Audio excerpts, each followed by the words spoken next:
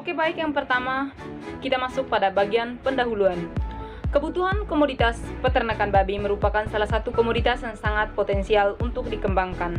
Tak terkecuali di Indonesia, komoditas peternakan babi sangat bisa untuk dikembangkan, khususnya untuk ekspor ke negara-negara luar negeri. Usaha peternakan babi merupakan usaha yang dilakukan dalam kurun waktu yang cukup lama. Peternakan babi di lapangan menunjukkan skala usaha warga negara Indonesia yang sangat beragam. Beberapa daerah tempatnya yang sangat banyak memelihara atau melakukan bisnis babi. Salah satunya di Toraja, Nias, NTT, dan juga daerah-daerah lain. Beternak babi sangat menguntungkan karena yang pertama, pertumbuhan babi sangat cepat dan sangat produktif. Sekali beranak, seekor babi akan melahirkan 10-14 ekor. Nah, jika bisa diolah dengan baik, maka hasilnya sangat produktif. Apabila jarak kelahiran antara satu dengan yang lainnya pendek. Yang kedua, populasinya sangat cepat. Yang ketiga, makanannya mudah didapat. Karena babi adalah termasuk hewan omnivora atau pemakan segalanya, maka makanan babi sangat mudah didapat. Dengan kotorannya juga bisa kita pakai untuk sebagai pupuk. Dan yang keempat, perawatannya yang mudah. Bagi pebisnis kecil atau besar, perawatan babi sangat mudah karena cukup menyediakan kandang yang baik dan bersih sehingga babi akan tetap hidup sehat. Sebelum mulai beternak, kita perlu menentukan tujuan kita beternak. Ada 3 pilihan utama. Yang pertama, beternak babi untuk penggemukan. Yang kedua, beternak babi untuk pembibitan. Yang ketiga, beternak babi untuk pembibitan dan penggemukan. Yang berikut, mengapa memilih ternak babi sehat? Alasan yang pertama adalah modal awal. Modal awal untuk membeli peranakan babi sehat sangat mudah dijangkau oleh masyarakat atau siapapun. Karena biasanya babi yang berumur 2 bulan sampai 5 bulan harganya mencapai 1 juta sampai 1.500.000. Yang kedua, lokasi ternak. Lokasi ternak sangat menentukan sehat atau tidaknya peranakan babi yang kita pelihara. Jika lokasi ternaknya kondusif dan jauh dari cahaya matahari, jauh dari kerumunan orang banyak, maka babi yang kita pelihara akan sehat. Yang ketiga, kandang ternak. Kandang ternak sangat menentukan sehat atau tidaknya babi yang kita pelihara. Jika kita terus rajin membersihkannya dan juga memberikan tempat yang kondusif, maka babi yang kita pelihara akan aman, nyaman, dan tetap sehat. Yang berikut, awal produksi sampai akhir produksi. Yang pertama, melakukan casting. Kata orang tua, indukan betina apabila kepalanya kecil sangat pandai merawat anaknya. Yang kedua, pilih babi yang badannya panjang bisa punya banyak anak. Yang ketiga, pilih babi yang memiliki banyak puting susu. Hal ini memberi jaminan bahwa air susunya akan tercukupi, sehingga peranakan babinya akan hidup sehat. Yang keempat, pilih calon induk yang sehat, lincah, dan tidak cacat. Yang berikutnya adalah pakan ternak. Pada umumnya, para peternak babi ingin menghemat biaya dalam memberikan pakan ternak. Pakan yang pada umumnya biasa digunakan oleh para peternak babi adalah ada ubi jalar, ada darak padi, ada batang pisang, dan juga ada umbi-umbian. Sebagaimana keempat bahan utama ini yang akan kami gunakan sebagai pakan ternak kami nanti. Pemeliharaan. Memelihara calon induk babi sampai dewasa, bila dia sudah bisa bereproduksi, dapat dikawinkan dan dapat menghasilkan anakan babi.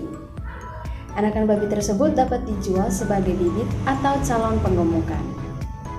Yang pertama, saya akan menjelaskan siklus reproduksi induk babi. Proses reproduksi ini di mana babi sudah mencapai dewasa kelamin atau dalam proses pencapaian dewasa kelamin. Dalam artian dia sangat membutuhkan sinar matahari yang cukup yang masuk ke kandang supaya bisa membantu proses pendewasaan ini. Proses pendewasaan terjadi saat dia berumur 4 sampai dengan 6 bulan.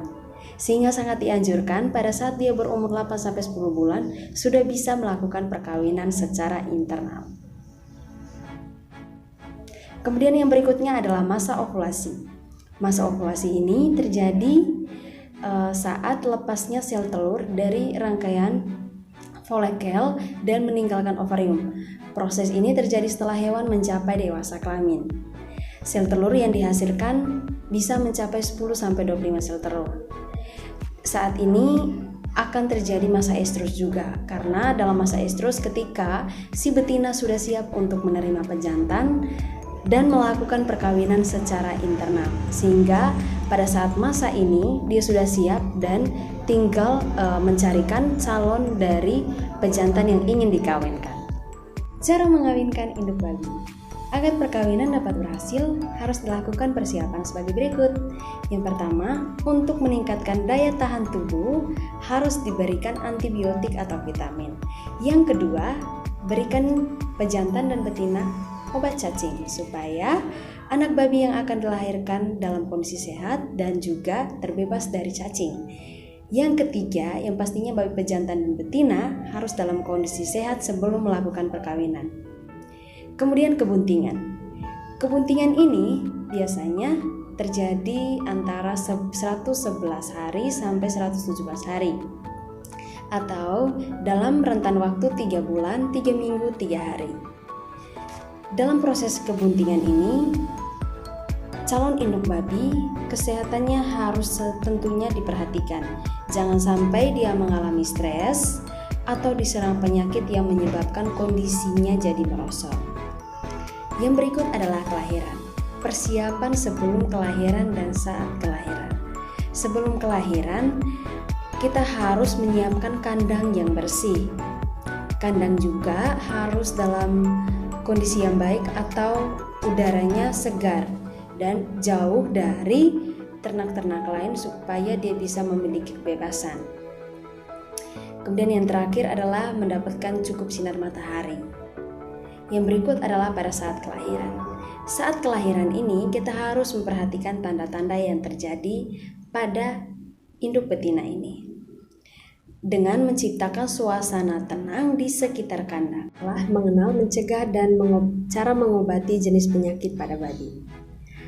Ada 4 jenis penyakit yang pada umumnya sering terjadi yang menyerang babi. Yang pertama, penyakit defisiensi mineral atau kekurangan mineral.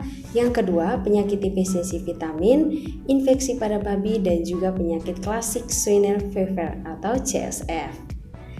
Keempat jenis penyakit ini jarang sekali orang ketahui, kecuali jika di bawah tangan dokter atau ditangani oleh dokter, maka baru peternaknya bisa mengetahui jenis penyakit yang dialami. Maka untuk mengobati jenis penyakit harus disesuaikan juga obat yang akan diberikan atau vitamin yang akan diberikan. Jadi satu-satunya cara untuk bisa mencegahnya adalah dengan melakukan pengobatan tersebut sesuai dengan penyakit yang dialami. Promosi dilakukan melalui media sosial. Kami akan menampilkan bagaimana kami merawat, menjaga kesehatannya, dan juga pemberian pakan yang akan kami ulas melalui sebuah foto atau sebuah video. Video atau foto tersebut akan kami posting ke Instagram kami atau Facebook atau WhatsApp kami supaya banyak orang yang mengetahuinya. Karena ketiga aplikasi umum ini yang biasa orang gunakan sehingga memudahkan orang untuk mengetahui ternak babi yang kami miliki. Kemudian selain itu, calon pembeli juga bisa langsung datang mengunjungi tempat kami agar bisa melihat secara langsung kondisi dari ternak kami dan juga bisa memilih secara langsung calon babi yang ingin mereka beli. Tujuannya adalah agar calon pembeli tidak ragu untuk membeli tentunya, dan juga mereka menjamin bahwa babi yang akan mereka beli itu dipastikan sehat atau bebas penyakit. Yang terakhir adalah pembukuan. Untuk pembukuan masih belum kami rencanakan karena usaha ini masih dikategorikan usaha yang masih dalam proses perencanaan, belum dijalankan sama sekali. Maka untuk pembukuan akan dilakukan setelah bisnisnya sudah jalan.